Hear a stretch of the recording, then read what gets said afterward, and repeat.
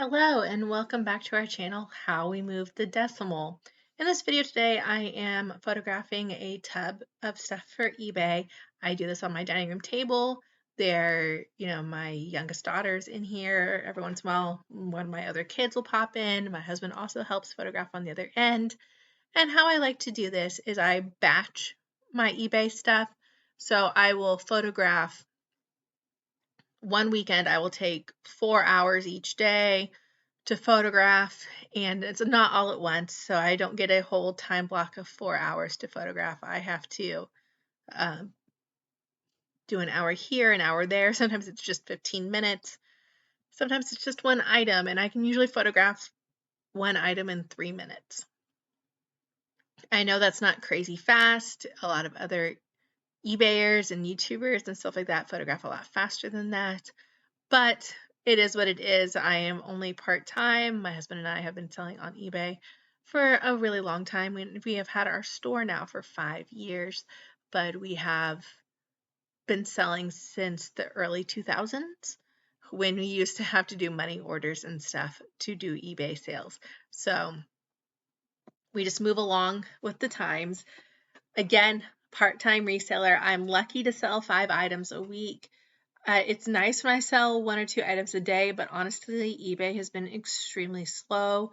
I do not sell on any other platforms except for Facebook Marketplace, and that is inconsistently. I just do local pickup only on that, and it's usually larger child items that my kids have outgrown, or large, bundles of children's clothing. My husband had a whole bunch of vintage maps he got at a school auction. So they were like the big, large pull down maps. And I sold those on Facebook Marketplace for a fraction of what I could have got for them on eBay. But shipping them would have been a nightmare. They were roughly 30 pounds a piece. Some people have cut them off the rolls and just sold the maps and not the rolls because the rolls is what was really, really heavy. But I didn't want to mess with that, so I put them on Facebook Marketplace and sold them within minutes, and someone drove from several hours away and bought our entire lot. So I do use Facebook Marketplace sometimes, but I don't sell on Macari, I don't sell on Poshmark, I don't sell on Whatnot, I don't sell on any of the other platforms. I just sell on eBay.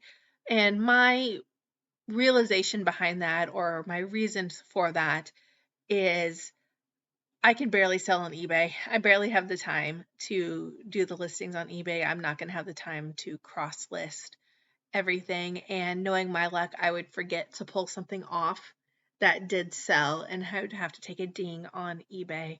So I'm just a one-trick pony.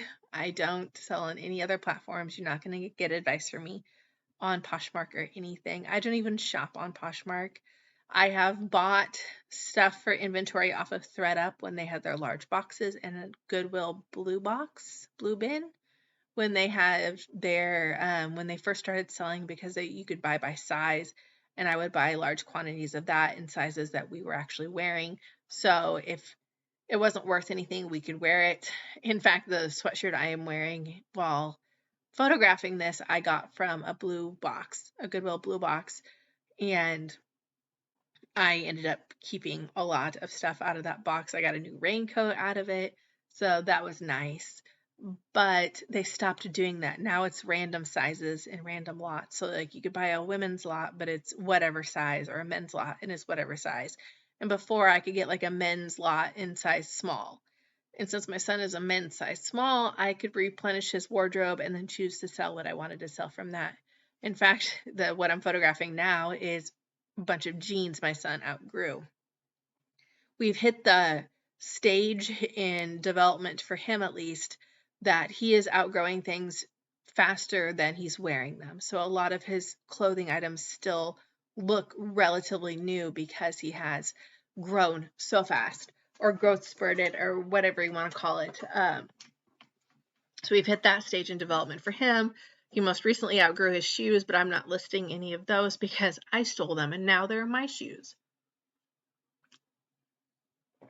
These are more of my son's old jeans, and he had a lot of name brand jeans. Some of, like, I will donate the jeans that I know won't sell on eBay, so I'm selling these because they're Levi's or Vans and stuff like that. I will sell on eBay. Old Navy, Walmart brand, Kohl's, Urban Pipeline, stuff like that. I will donate to the school because the school is always looking for clothes for students in need, especially winter clothes, especially jeans and hoodies and coats and stuff. So I will just donate whatever I don't sell there.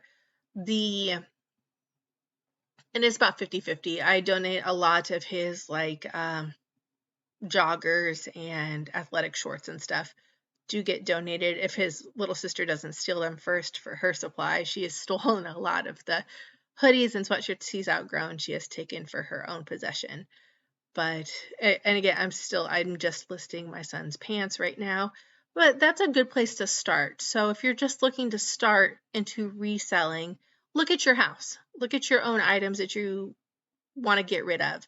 My husband recently sold one of his shirts that he liked, but he wasn't really attached to, and he sold it for a decent amount of money because where we are at, we're not going to get high-end stuff, but we will get vintage stuff. And he had a vintage 1992 Bulls shirt, and he sold it at the height when they had the Bulls documentary on TV. So he sold it at that height. He currently has a Bulls starter pullover that I'm trying to talk him in to listing on eBay, but it has a couple like burns in it, so where he'll probably just wear it, and he's very attached to it.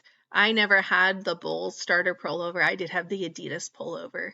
That was very common in the 90s, and I heard Y2K style is coming back. My old Adidas coat from when I was in high school, my son has already called dibs on, so he has already called dibs on my old coat that my mom kept. And for a lot of people my generation, our parents kept a lot of our stuff. And I don't want to say they were hoarders, but they may be overly sentimental, and we can start selling that off. I had some like Jinko jeans and the really, really wide leg jeans. I think they were like 18 inches each leg. It was insane. But stuff like that, my mom still had. It was so funny. The big chunky shoes, everything. Maybe I should just start wearing it again. Go to work with the Y2K fashion going on. I didn't really like it the first time, so I don't know if I want to wear it again. Now I'm listing jorts, jean shorts. They go very well. People really like jean shorts. You don't really see jean shorts in stores, even though Y2K is coming back, so maybe we'll see more jean shorts in stores. Most of these are Wranglers. The Levi's sell very fast. The Wranglers take a little longer to sell, but if I have 501s or 505s in the Levi's, they will go very quickly. Even the light wash, and sometimes the light wash and the stone wash go quicker than the dark wash. My dad lived in jean shorts, and he always called his dark wash ones like his dress up jean shorts, his fancy jean shorts. So he only wore the dark jean shorts at special occasions, and the other jean shorts he wore, all the time. And this is actually a supply of his old jean shorts that I am photographing and listing. So they're vintage. So they're from the late 90s, early 2000s. So they are Y2K style if anybody wants some jorts. My husband laughs because he only wears like khaki cargo shorts, which is what we kind of grew up with. So he wears khaki cargo shorts. Jean shorts also date a certain age. With this also, we have, I will list jeans year round. I will list shorts year round. I just sold some baby swimsuits because I'm assuming supply chain shortage, and honestly, it sucks for us. The inflation sucks for us as resellers because everything's becoming more expensive, but it also benefits us. So those of us with death piles or that have gotten large quantities of clothes for fairly cheap, our prices can still stay low, and if our prices can stay low, people will buy our stuff compared to buying new, because new is so expensive. We were looking at like vacation rental homes, and we already have one for this summer. Move the decimal, guys. We already have one for this summer, but we were looking at what it would cost for us to book it like today. So if I just went online and booked it today, it doubled, just a little more than doubled for us if we would have booked it, if we would have waited until March to book it, where that's what we did last year. But this year we knew the area we wanted and we knew the specific house we wanted, so we booked it earlier this year, and like in September we booked it for this summer, and it was exceptionally cheaper, and that was really before the huge inflation hit. We saw the inflation start to come around in September, October, but right around Christmas time, we were seeing inflation really sneak up, and now, I don't want to say it's peaking because I don't want to jinx it, but gas prices in our area, at least, are starting to sneak back down, which is very nice. Unfortunately, with working and stuff, no matter what, you have to buy gas. I don't have the luxury of not spending money on gas. We don't have the luxury of being a one-car household either, which is good and bad. It's great that we can have 2 cars, but with me working, with my husband working, with picking up kids and, extracurricular activities and travel and everything this summer, there's going to be several months this summer where there's weeks that we are in 2 different locations. And we could not do that with just 1 car. We do, it's not like we're both driving separately to soccer games and stuff. We do use 1 car whenever possible. It's just not possible. And I think a lot of people are feeling that. It's not possible to go down to 1 car. I know a lot of like financial people on YouTube and gurus and stuff are like, cut out the extras. Don't drink your Starbucks. Don't go out to eat. Cut down, sell a car, all of that, but it's just not practical advice. It's like, well, thanks, but I don't do Starbucks anyway, or I don't eat out anyway. What am I supposed to cut out? And the whole, well, if you can't get rid of expenses, then you need to increase your income, which again may not be feasible. We are not rich by any means. I could make more money if I did work full time, but that leaves a childcare like void. This is the first year that all 3 of our children have been in school. Previously, I've had a child at home with me for the past 12 years. So I've had 12 years of a child being, because by the time one got in school, I decided to have another one. So this is the first time that we have all 3 of our children in school for the entire year. However, I didn't feel comfortable getting a full-time job because of COVID. At any point, what if they go remote learning again? If I had been working full-time when remote learning started, I don't know what we'd have done. Our school district stayed remote for a year and a half. So we went remote in March 2020, and they did not go back to in-person until September 2021. So we stayed remote for that entire time, and a parent had to be at home with our children. And honestly, with our state and our state's regulations, I did not feel comfortable not having the ability to then go remote with them again, because we could have gone remote again at any time. Even with that, I had kids being pulled out for 2 weeks at a time. Had I had a full-time job, I would have had to lose my job. I would have to take 2 weeks here, 2 weeks there. Anytime somebody got exposed, they were out for 2 weeks. We were going months with kids at home with me because of exposure. That is all eased up a little bit, which is nice, but I just don't know, with having 3 kids, if it's even feasible for me to have a full-time job, which I also know is a luxury. Some people don't have the choice and they just have to figure it out and do it. We have that luxury of me being able to stay home at least part-time for the kids, and maybe when they get older, I would go full-time, but I still like having the ability to run to the school. Like, they had a an experience at the school on Friday where parents could come and help out and volunteer, and I was able to do that because I was not working at the time. And I realize that as a luxury, and my degree lets me have a little bit of leeway and a little luxury too in what I do. But by no means what I do right now is not crazy glamorous or anything, but it gives me a little bit of time freedom. And we hear time freedom all the time. Why are you reselling? Time freedom. Or why are you reselling? Because I love to buy things. I love the thrill of the hunt. I want to know I want to think I got this incredible, amazing deal on this thing, but maybe I don't need it, so I can sell it. I can say that the reason myself and my husband started reselling was money.